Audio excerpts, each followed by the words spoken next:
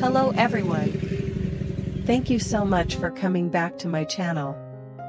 Today, I'm bringing you the next episode in the story of LyTuDiep and CEO James, two people who seemed like total strangers, yet were bound together by fate and a series of unexpected twists. This episode is packed with brand new developments and emotional moments that I'm sure will surprise you. So, don't miss a single second. Let's follow along to see what Diep and James will go through next, and which direction their journey will take in today's video. Last night, Diep jolted upright in bed, as if someone had yanked her out of another world. Cold sweat soaked through her back, each short, uneven breath pounding against her chest so hard that she had to wrap her arms around herself to keep from collapsing. In her mind, the final image of the dream still burned like a scene on repeat. James running through the darkness. No light to guide him. No sound except his footsteps fading farther and farther away. Diep stood behind him, calling out until her voice went hoarse, until her throat burned, yet he never once turned back. His figure slowly dissolved into the pitch-black night, as if being swallowed whole. That vision wrenched her awake, her heart hammering so violently it almost hurt. It took her a long moment to calm down, placing both hands over her chest as if to keep her heart from shattering under the weight of an invisible fear. In the dim glow of the bedside lamp casting shadows on the wall, Diep sat silently, her eyes still rimmed with moisture. "I wonder, is James okay?" Her voice was so soft it seemed she was afraid of even hearing it herself. For the past few days, a sense of unease had clung to her like a shadow. There was no clear reason, no obvious sign, just a vague intuition, persistent and haunting. A quiet fear, smooth yet simmering, drifting through her mornings and stretching into the night, making her startle at the slightest sound of wind outside the door. She didn't dare tell anyone, afraid of worrying them too. So she kept it all to herself, holding tightly to the restlessness growing in her heart. In the stillness of the room, Diep gently clasped her hands together. Her fingers intertwined, squeezing tightly, as if that were the only way to cling to the last trace of peace remaining. She closed her eyes, her breathing softening, and whispered as though confiding in the heavens. "Please keep my family safe and at peace. Please keep him strong and well. Please let everything be okay." In the heart of the night, there was only Diep's quiet prayer and the unsettled rhythm of her heart. In that moment, her prayer became everything, her only anchor, the sole comfort holding back the rising tide of anxiety that continued to surge deep within her chest. The next morning, while the world was still wrapped in mist and the light outside the window was only a faint, pale streak, Diep was already awake. She hadn't slept much, tossing and turning from midnight until nearly dawn. Every time she closed her eyes, the image of James walking away into the darkness returned as vividly as before, startling her awake again and again.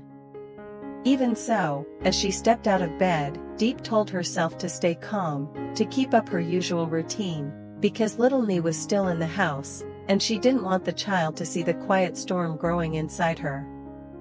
She lit the stove, listening to the crackle of burning wood, and set a kettle on top. Steam slowly curled upward, warm and gentle, wrapping around the small kitchen and filling it with a familiar comfort Diep had always loved.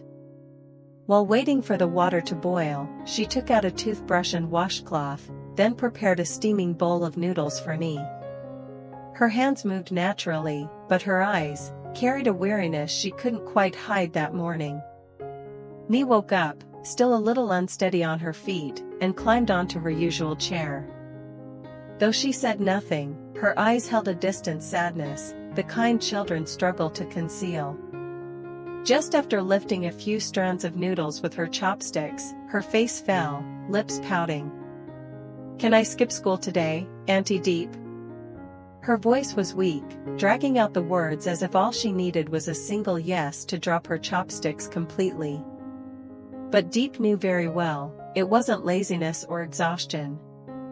She set the bowl down, pulled her chair closer, and gently rubbed Nee's back, a touch filled with patience and quiet affection. "You can't, sweetheart. You need to go to school so you can grow up smart. This weekend, I'll take you out to play, okay?" Nee stayed silent, not answering right away. Her eyes remained fixed on the bowl, spoon stirring slowly in circles, as if she were hiding something small yet deeply important. After a moment, her voice trembled softly. "I want Uncle James to take me to school." The words cut through Diep's heart like a thin, cold blade. Her hand paused for just a second, only a second, before she forced a gentle smile, soft and calm, as if everything was fine. "Uncle James is very busy with work. When he comes back, I'll ask him to take you to school, okay?" Nee froze, then nodded slowly. Her eyes reddened, her little lips pressing together as she tried hard not to cry. Watching her, Diep's heart tightened painfully, because she knew, this longing did not belong to the child alone. She pulled me into her arms, holding her close. The warmth of the little body trembling softly against her made her own heart sink even further. Her hand stroked Nee's back slowly, gently, as if soothing two wounded hearts at once.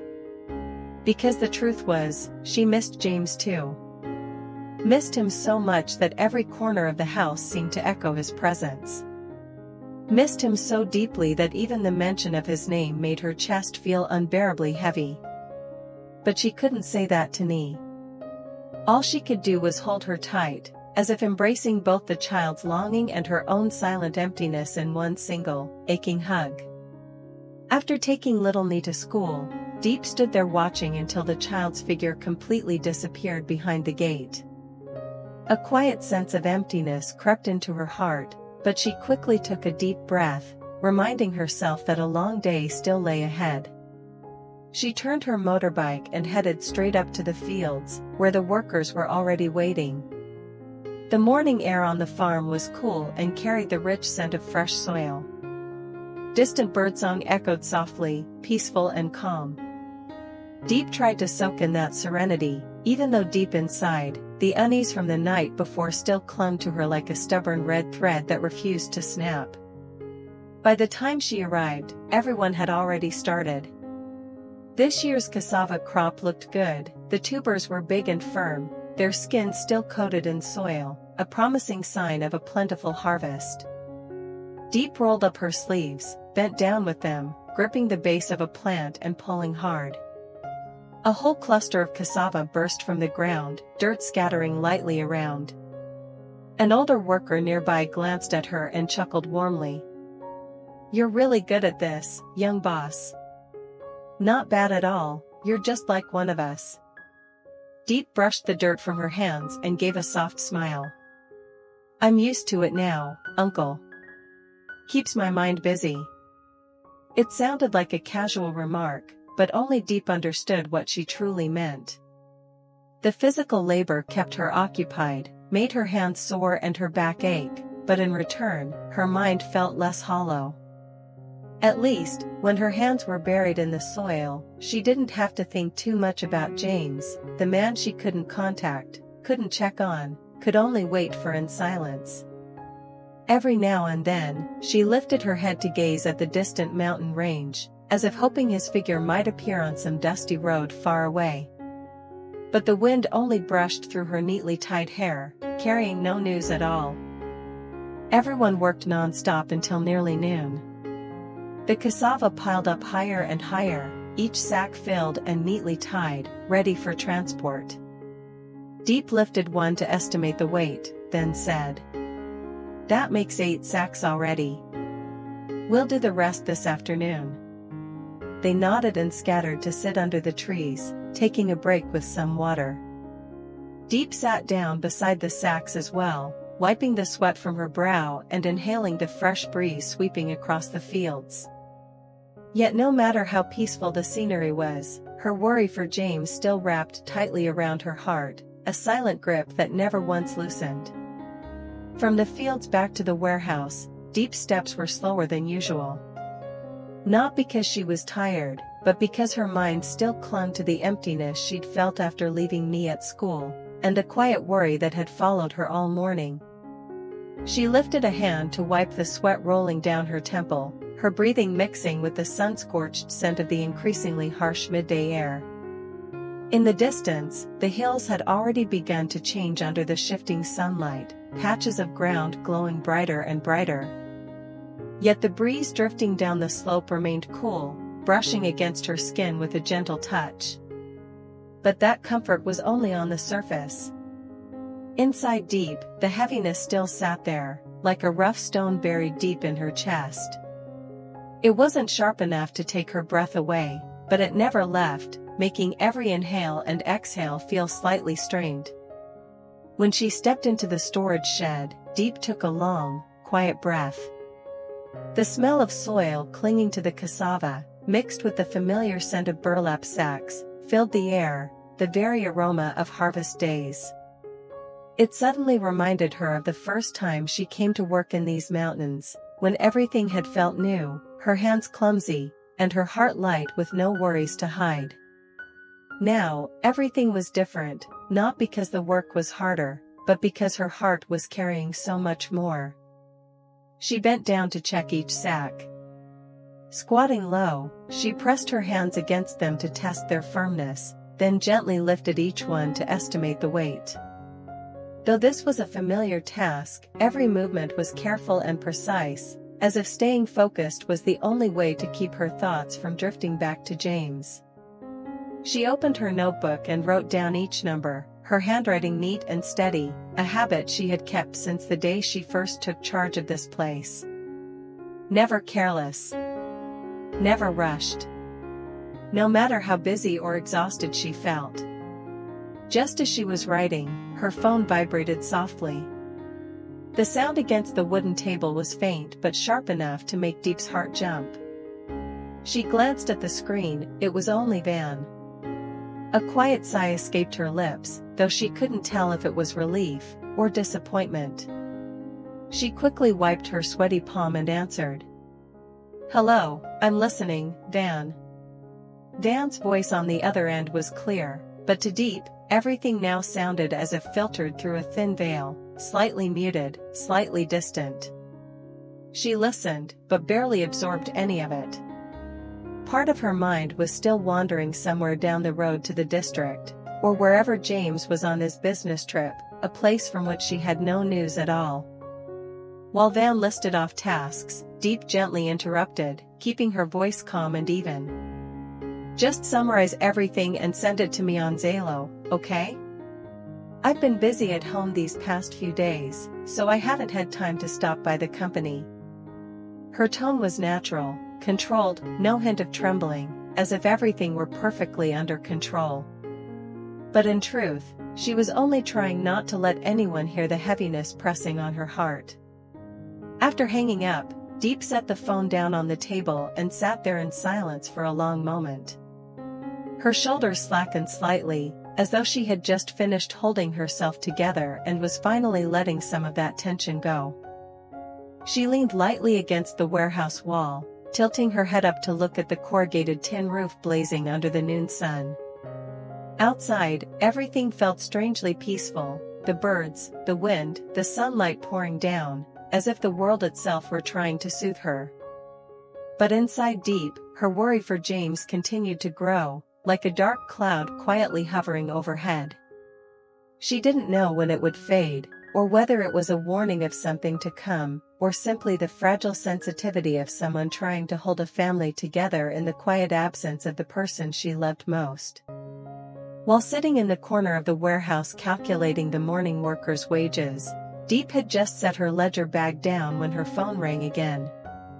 The ringtone echoed just as she was bent over writing, making her flinch slightly. She glanced at the screen, it was James's mother. In an instant, her heartbeat shifted subtly. Since James had gone on his business trip, every call from his family brought her a feeling that was both familiar and comforting, as if simply hearing their voices could ease a little of the longing in her heart. Diep answered softly. "Yes, I'm here, ma'am." From the other end came the familiar voice, warm and gentle, though tinged with a restlessness she tried to hide. "Diep, let me pick me up from school today, okay? I haven't seen her these past few days, and I miss her so much." Just that one sentence was enough for Diep to feel the genuine affection the woman had for the little girl. And it was enough to soften her heart too, a quiet, comforting warmth, as though someone had lifted a part of the silent burden she'd been carrying alone. She lowered her gaze to the open ledger, the unfinished numbers still waiting, then smiled gently into the phone, her voice light as a breeze. "Yes, of course, ma'am. Please go ahead and pick her up for me today. I'm busy up at the fields and might not make it back in time." James's mother's voice lit up with clear happiness. "All right, I'll go right away. I'll stop by your place later this afternoon too, okay?" Diep nodded even though the woman couldn't see her. "Yes, thank you, ma'am." After the call ended, the smile still lingered on her lips. In truth, she wasn't just relieved to have some help.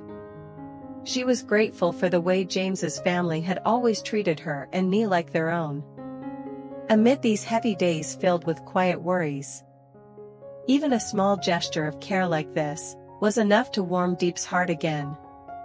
At the end of the day, when the workers had scattered off to rest under the trees, the warehouse fell into a rare, heavy silence.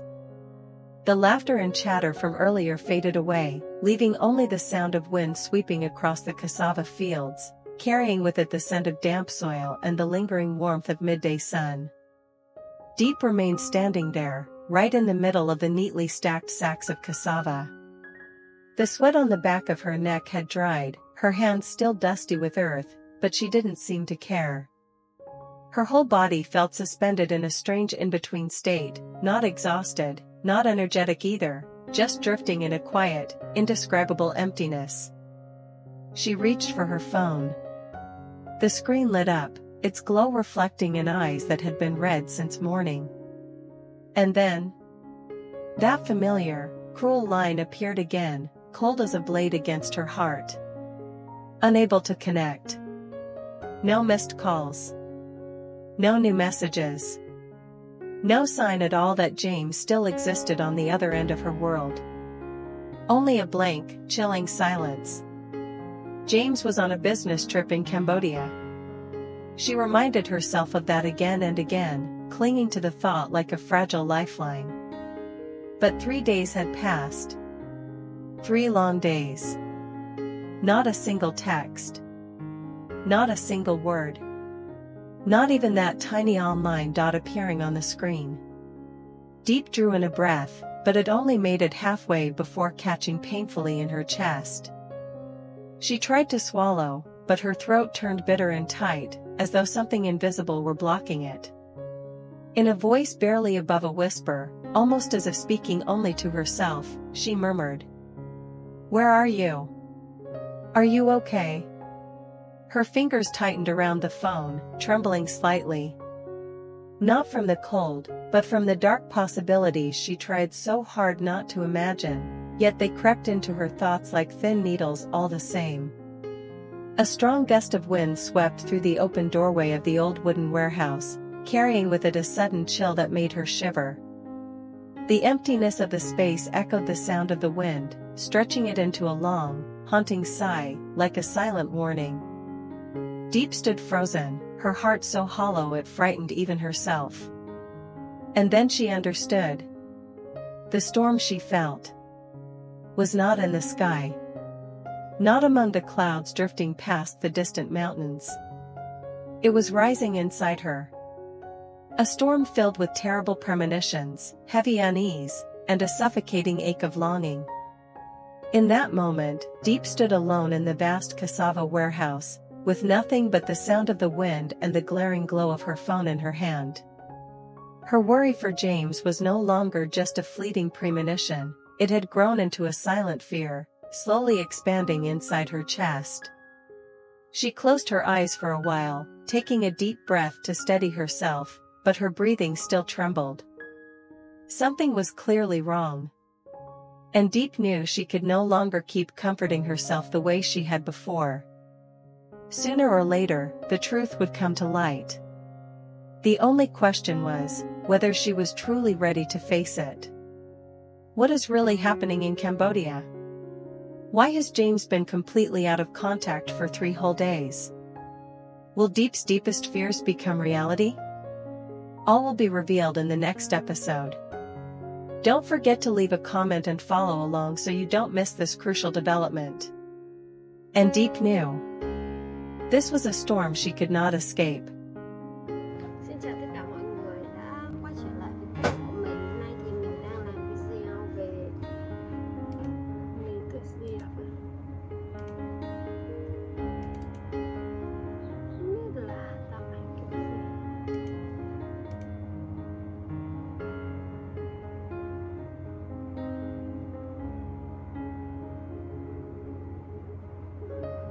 Chưa biết là tạo thumbnail kiểu gì nữa. Chưa có ý tưởng gì cho thumbnail hết á mọi người.